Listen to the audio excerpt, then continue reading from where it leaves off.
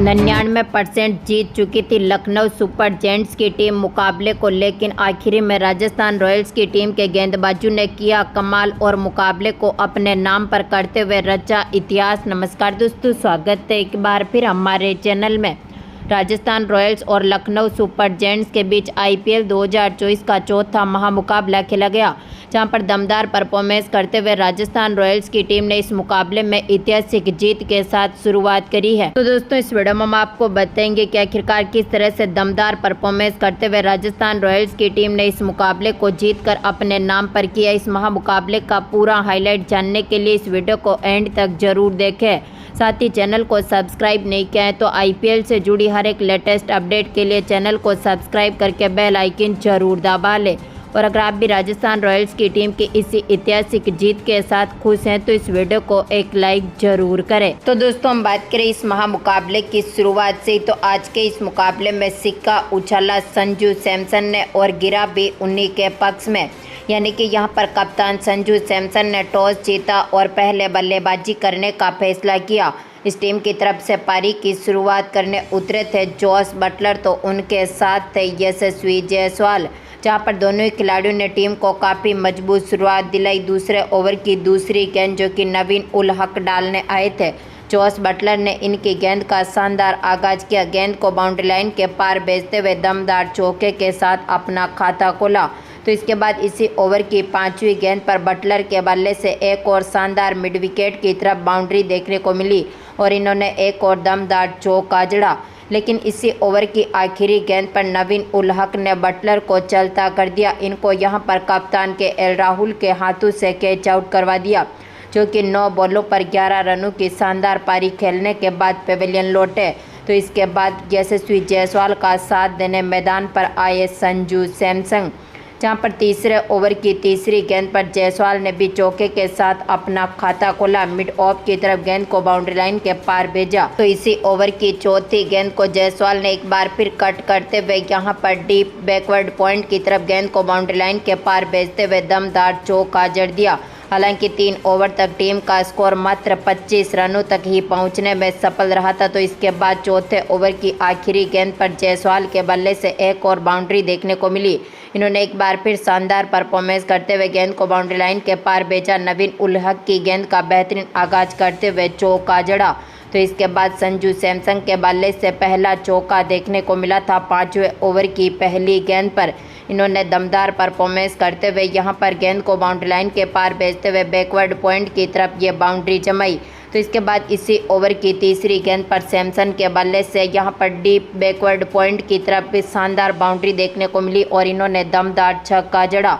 तो इसी ओवर की 5वीं गेंद पर जायसवाल के बल्ले से भी शानदार शॉट देखने को मिला और इन्होंने भी दमदार छक्का जड़ दिया। लेकिन इसी ओवर की आखिरी गेंद पर मोइनुद्दीन खान ने जायसवाल को चलता कर दिया, जहां पर पांड्या के हाथों से इनको कैच आउट करवा दिया, जो कि आज के मुकाबले में 12 बॉलों पर 24 रनों की शानदार पारी खेलने के बाद पेविलियन लौटे। आखिरी में यहां पर संजू सैमसन का साथ देने मैदान पर आए रियान पराग, जहां पर रियान पराग ने भी काफ़ी बेहतरीन शॉट खेले और शानदार आगाज किया। रियान पराग ने भी यहां पर 9वें ओवर की दूसरी गेंद जो कि ठाकुर डालने आए थे, इनकी गेंद का शानदार आगाज करते हुए छक्के के साथ अपना खाता खोला। तो इसके बाद इसी ओवर की 5वीं गेंद पर सैमसन के बल्ले से एक और शानदार शॉट देखने को मिला। इन्होंने भी स्क्वायर लेग की तरफ गेंद को बाउंड्री लाइन के पार भेजते हुए दमदार छक्का जड़ा। तो इसी ओवर की आखिरी गेंद पर भी सैमसन के बल्ले से एक और छक्का देखने को मिला था, जहां पर 9 ओवर तक टीम ने अपने स्कोर को पहुंचाया था 85 रनों के पार। तो इसके बाद 11वें ओवर की दूसरी गेंद पर पराग के बल्ले से एक और शानदार शॉट देखने को मिला। लॉन्ग स्वीप के जरिए यहां पर गेंद को बाउंड्री लाइन के पार भेजा, लॉन्ग ऑन के ऊपर से शानदार छक्का जड़ दिया। तो इसी ओवर की चौथी गेंद पर सैमसन ने भी एक और शानदार शॉट खेलते हुए लॉन्ग ऑन के ऊपर से गेंद को बाउंड्री लाइन के पार भेजते हुए दमदार छक्का जड़ा। टीम का स्कोर 11 ओवर तक 100 रनों के पार पहुंचने में सफल रहा था। तो इसके बाद 13वें ओवर की पहली गेंद पर सैमसन के बल्ले से एक और चौका देखने को मिला, जहां पर टीम ने काफ़ी दमदार परफॉर्मेंस किया। लेकिन यहां पर 15वें ओवर की 5वीं गेंद पर नवीन उल हक ने सेट हुए थे बल्लेबाज रियान पराग को भी चलता कर दिया, जो कि आज के मुकाबले में 29 बॉलों पर 43 रनों की शानदार पारी खेलने के बाद पेविलियन लौटे। तो वहीं पर संजू सैमसन ने भी अपने 1 रन के साथ यहां पर दमदार परफॉर्मेंस करते हुए अपनी 50 जमाई। तो उनके यहां पर पेविलियन लौटने के बाद आखिरी में सिमरन हेटमायर संजू सैमसन का साथ देने मैदान पर आए, लेकिन आज के मुकाबले में सिमरन हेटमायर कुछ खास नहीं कर पाए। 17वें ओवर की तीसरी गेंद पर रवि बिश्नोई ने हेटमायर को भी चलता कर दिया। इनको यहां पर केएल राहुल के हाथों से कैच आउट करवा दिया, जो 7 बॉलों पर मात्र 5 ही रन बना सके और इनको भी पेविलियन की राह देखनी पड़ी। आखिरी में संजू सैमसन का साथ दिया ध्रुव जुरैल ने, जहां पर इसी ओवर की आखिरी गेंद पर ध्रुव जुरैल ने भी लॉन्ग ऑन के ऊपर से गेंद को बाउंड्री लाइन के पार भेजते हुए दमदार छक्के के साथ अपना खाता खोला। तो इसके बाद यहां पर 18वें ओवर की आखिरी गेंद पर सैमसन के बल्ले से एक और शानदार शॉट देखने को मिला। इन्होंने भी दमदार छक्का जड़ा, छक्कों के साथ पारी को सजाया। टीम का स्कोर जहां पर 19 ओवर तक 180 रनों के पार पहुंचने में सफल रहा था। तो इसके बाद आखिरी ओवर की तीसरी गेंद पर ध्रुव जुरैल के बल्ले से एक और यहां पर शानदार बाउंड्री देखने को मिली और इन्होंने दमदार चौका जड़ा। तो इसी ओवर की 5वीं गेंद पर सैमसन के बल्ले से भी शानदार शॉट देखने को मिला और इन्होंने भी गेंद को बाउंड्री लाइन के पार भेजते हुए आउटसाइड ऑफ की तरफ शानदार छक्का जड़ दिया। यानी कि टीम का स्कोर काफ़ी मजबूत स्थिति में उतरा और आज के मुकाबले में राजस्थान रॉयल्स की टीम ने अपने 20 ओवर में 4 विकेट खोने के साथ ही 193 रन बना लिए। यानी कि अब टारगेट रख दिया था लखनऊ सुपर जायंट्स की टीम के सामने 194 रनों का।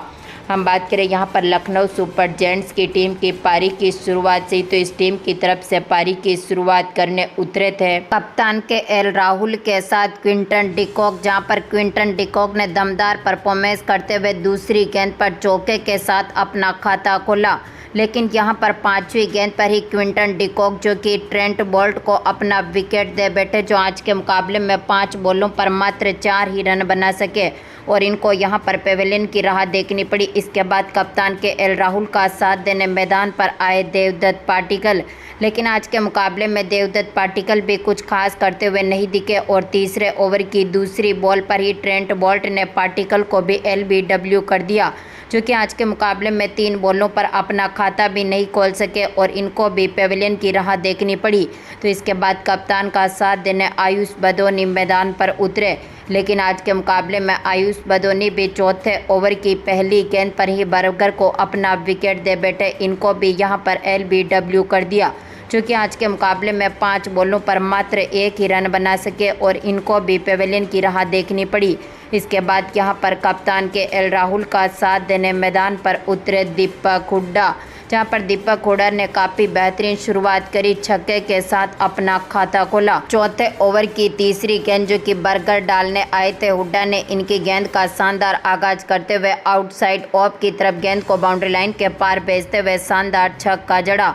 तो इसी ओवर की चौथी बॉल पर इनके बल्ले से एक और दमदार बाउंड्री देखने को मिली और इन्होंने एक और शानदार चौका जड़ दिया।